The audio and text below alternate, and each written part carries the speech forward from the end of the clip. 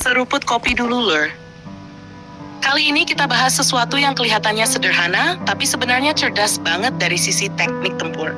Bagaimana Jepang dengan sistem Type 81 Surface-to-Air Missile punya konsep peluncuran rudal yang mirip gaya kapal perang Rusia. Rudal disimpan di bawah, lalu diangkat ke atas sebelum ditembakkan.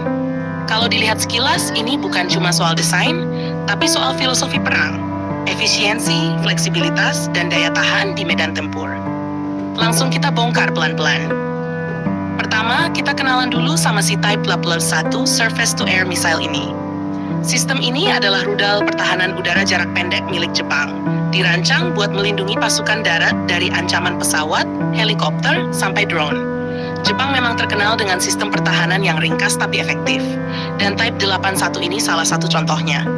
Yang bikin menarik bukan cuma rudalnya, tapi cara dia ngatur stok rudalnya di lapangan. Nah, sekarang kita masuk ke inti pembahasan. Kalau biasanya sistem rudal itu semua misilnya langsung dipasang di launcher. Artinya jumlahnya terbatas sesuai slot peluncur. Di sistem seperti ini, Jepang pakai pendekatan berbeda. Rudal tidak semuanya dipajang di atas.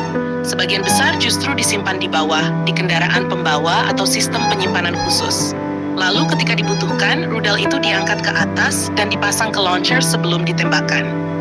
Kalau lo bayangin, ini mirip banget sama konsep kapal perang Rusia seperti S-300 Effort atau bahkan sistem vertikal modern seperti S-400 Triumph versi daratnya. Bedanya, kalau di kapal Rusia, rudal biasanya keluar dari silo vertikal secara otomatis. Tapi di konsep Jepang ini lebih manual tapi fleksibel. Diangkat dulu, baru siap tembak. Sekarang pertanyaannya, kenapa repot-repot pakai cara kayak gini? Jawabannya ada di satu kata, kapasitas. Kalau semua rudal harus langsung dipasang di launcher, berarti kendaraan itu cuma bisa bawa sedikit misil. Tapi kalau sebagian disimpan di bawah, otomatis jumlah total rudal yang bisa dibawa jadi jauh lebih banyak. Artinya apa? Daya tahan tempur meningkat drastis. Bayangin satu unit pertahanan udara yang bisa terus reload tanpa harus nunggu suplai dari belakang.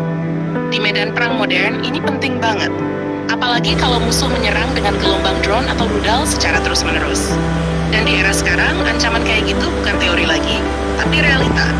Kedua, fleksibilitas taktis. Dengan sistem kayak gini, operator bisa milih jenis rudal yang mau dipasang di launcher sesuai situasi. Misalnya, targetnya drone kecil, pakai rudal tertentu. Kalau tiba-tiba muncul helikopter atau jet tempur, bisa ganti jenis rudalnya. Jadi bukan cuma banyak, tapi juga adaptif. Ketiga, survivabilitas alias kemampuan bertahan. Launcher yang terlihat di atas itu jadi target utama musuh. Kalau semua rudal dipajang di sana, sekali kena serangan, habis semuanya. Tapi dengan sistem simpan di bawah, sebagian besar stok tetap aman.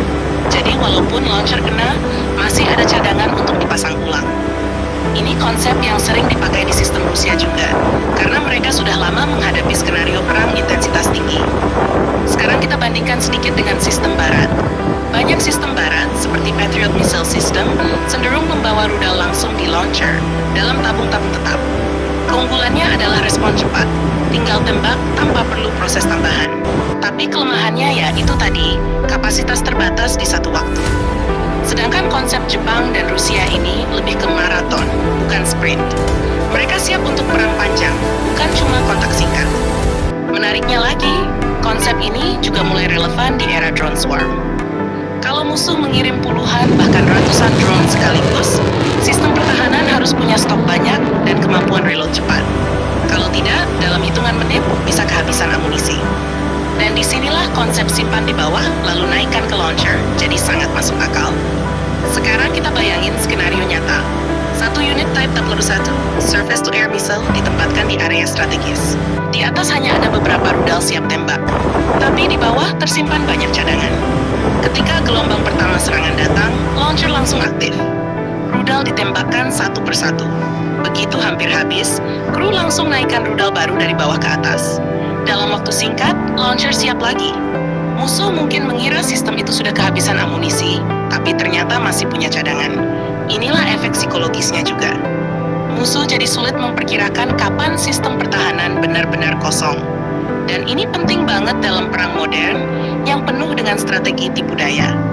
Sekarang kita tarik ke konteks lebih luas. Kalau konsep ini dikembangkan lebih jauh, bisa jadi standar baru untuk sistem pertahanan udara mobil di masa depan. Apalagi dengan integrasi otomatisasi, misalnya pengangkatan rudal pakai sistem robotik, bukan manual, maka reload bisa jadi jauh lebih cepat dan aman. Dan Jepang, dengan teknologi industrinya, sangat mungkin ke arah sana. Kesimpulannya, LUR yang kelihatan seperti cuma angkat rudal dari bawah ke atas, itu sebenarnya adalah strategi besar. Meningkatkan kapasitas, memperpanjang daya tempur, dan bikin sistem lebih fleksibel serta sulit dilumpuhkan. Ini bukan soal gaya, tapi soal bertahan hidup di medan perang yang makin kompleks. Dan kalau tren ini terus berkembang, ke depan kita mungkin bakal lihat lebih banyak sistem pertahanan udara yang pakai konsep serupa. Bukan cuma Jepang atau Rusia, tapi juga negara lain yang mulai sadar bahwa perang modern itu bukan cuma soal siapa paling kuat, tapi siapa paling tahan lama. Jangan lupa subscribe, like, dan komen di bawah sambil ngopi.